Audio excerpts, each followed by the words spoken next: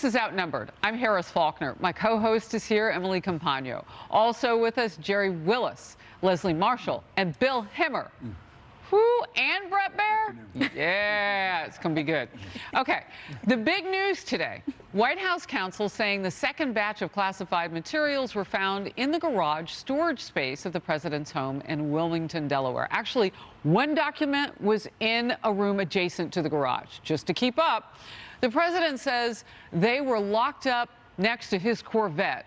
He literally said that. His Corvette, when he was pressed by our own Peter Doocy, came up again. Yeah, and that's what Chairman of Oversight Comer was saying, why he wouldn't trust the special counsel being named by AG Garland. Although he says because it was done with Trump, he does think that out of fairness it should be done now. Before we move on, I want to get to House Speaker Kevin McCarthy on the discovery of Biden's classified documents. Let's watch. But I think Congress has to investigate this. Here's an individual that's been in office for more than 40 years. Here's an individual that sat on 60 Minutes that was so concerned about President Trump's documents locked in behind, and now we find it just as a vice president, keeping it for years out in the open in different locations. I do not think any American believes that justice should not be equal to all.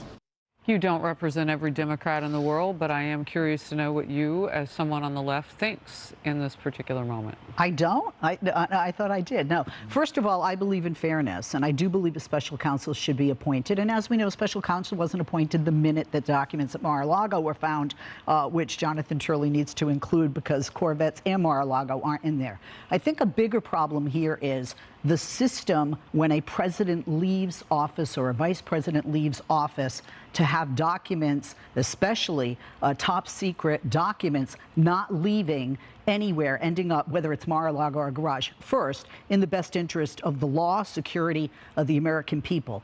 Second, I think there's a double standard here and hypocrisy on both sides. On my side, there's outrage, when, Donald Trump, oh, these documents are found. But I'm hearing Republicans 24/7, almost ad nauseum, outraged about this now that it's President Biden who has the documents. I wasn't hearing that sentiment from these Republicans when it was Donald Trump. It's wrong either way. There are legal issues either way.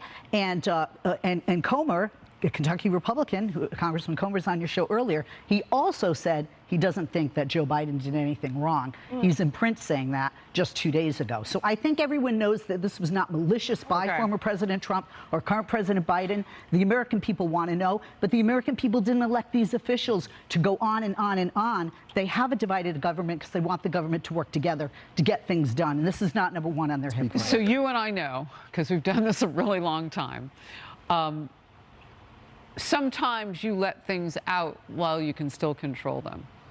And look at all of the political capital that he built up in just the last few days. Several appearances around January 6th. And what happened on January 6th is separate from the politics of the moment for the President of the United States. So I don't even want to wade into what was going on. I'm talking about what was going on in 2023 on January 6th.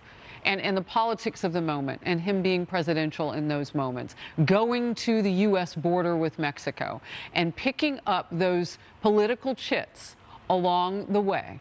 And then suddenly this starts to drip, drip, drip. Is it possible that it isn't just, oh, accidentally we decided to make it now? Who stands to benefit from the leak is the question you always ask. Who stands to benefit right now from this? Some might argue, many people in his own party who are done with him. I would disagree. I would say the Republicans came into power in the House, and all of a sudden more batches of documents are found. I don't have a grassy knoll. I am definitely not a conspiracy theorist, but there's a lot of them out there right now tweeting about Republicans certainly couldn't get into where the Corvette was. So this is on Biden and his side. Now to Idaho, where the suspect accused of murdering 4 Idaho students made his second court appearance last hour. We just got new video of Bryan Kohberger in court, straight-faced, not looking at the crowd or the media. He faces 4 counts of first-degree murder in addition to burglary charges, and prosecutors are weighing whether to pursue the death penalty.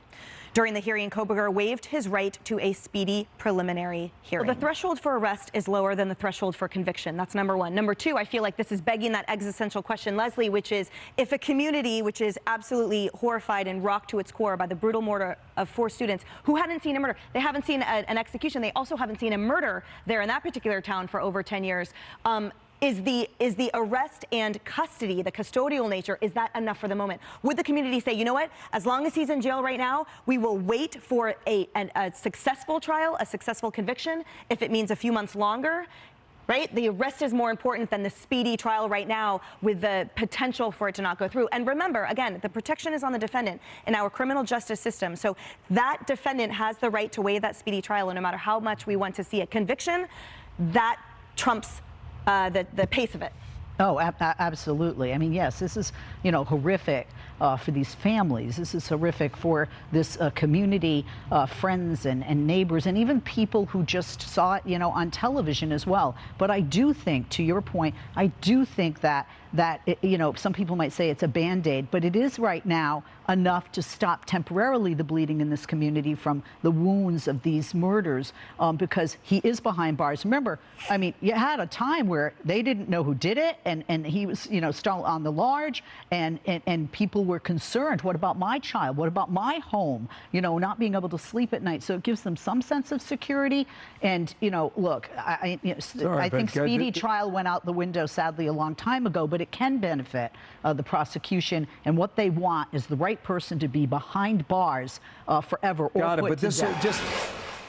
Transportation Secretary Pete Buttigieg is getting a lot of heat over yesterday's decision to ground all U.S. flights after a system outage. And now critics are blasting him for being more concerned with equity than America's transportation problems. And here's why. Biden's infrastructure law gave $25 billion to the FAA, and it's not clear if any of that money was used for their computers. We do know that they set aside more billions to promote environmental justice, and that they want to use another $20 million to promote racial equity. Buttigieg even oversaw the rebranding of the faulty computer system to make it more inclusive by referring to air missions instead of air missions. Secretary. That's right. He is Transportation Secretary. So under his watch includes supply chains. It includes the railroad union debacle during which he was in Portugal, during which he filmed himself with a selfie in an airport, I believe, in Portugal, pretending like he was in the United States. And then here he says, this is a learning moment for us. He flew on a private jet to Canada, remember, to accept an award for advancing LGBTQ rights. While the American system is absolutely crumbling, I think it's clear from his actions and behavior what his priorities are, which is anything but safety and the smooth facilitation of our actual transportation system. But what say you, Leslie? I wouldn't take all of that from a few photo ops or tweets. Congresswoman Mace right now is saying she wants to pass legislation that, the Transportation Secretary would have to fly in commercial flights, which I think is it's a waste of taxpayer time. I think it's a waste of taxpayer money, which is not. Let's look at the system. I want to get the name right. No. It was an outage of notice to air mission system. And the reason they had to have a full stop, because people could have died, and pilots have to be able to fly the plane. 1, 2. Democrats are also questioning the money. Where is the money going? Because obviously you have to put money into these systems so that we have preventative mode, and we have plan A, B, and C if anything like this ever happens again. From COVID, what did they do? A lot of the money was appropriated because of COVID. With a B, that's not their money. That's our money. Everybody watching this show, it's their money. $54 billion.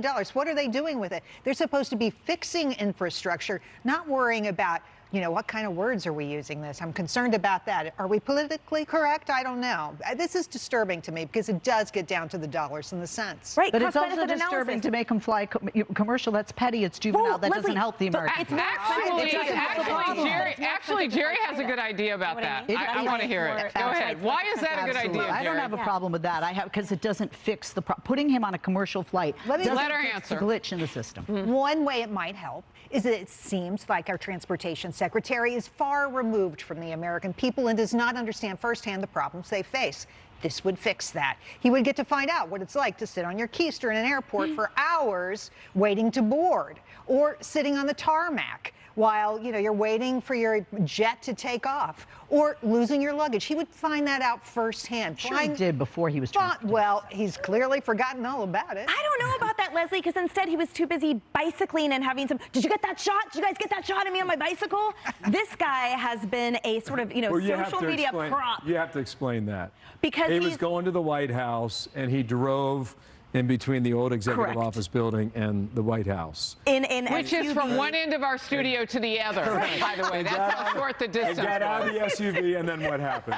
And then he took the bicycle out, drove like half a block on film, and then essentially said, this is like drive your bike to work day, and this is part of my commitment to going green and having everyone get on bicycles. And he got out at that location because that's where the cameras could see him. Exactly. Exactly. But to your point, I would love to have the cameras seeing him delayed along with the millions of other people who didn't get to see their family members over Christmas, who didn't get to see their sons and daughters over Hanukkah, who didn't have their luggage with a priceless family heirloom that they were, there's so much After pain and angst. 2+ years of being locked down in a pandemic from each other. Maybe different communities were moving around, but we weren't moving around quite the way that we had been. And so this really felt like our time. And for some people, they had their time taken. So it'd be great if he were just so busy giving news conferences and taking questions right now and trying to say what he's doing about the situation and flying commercial, Leslie. Well, I don't have a problem with flying private, but I have to say, you know what? If he was stuck at the airport and you did see the footage of that, everybody would say it was a planted photo op.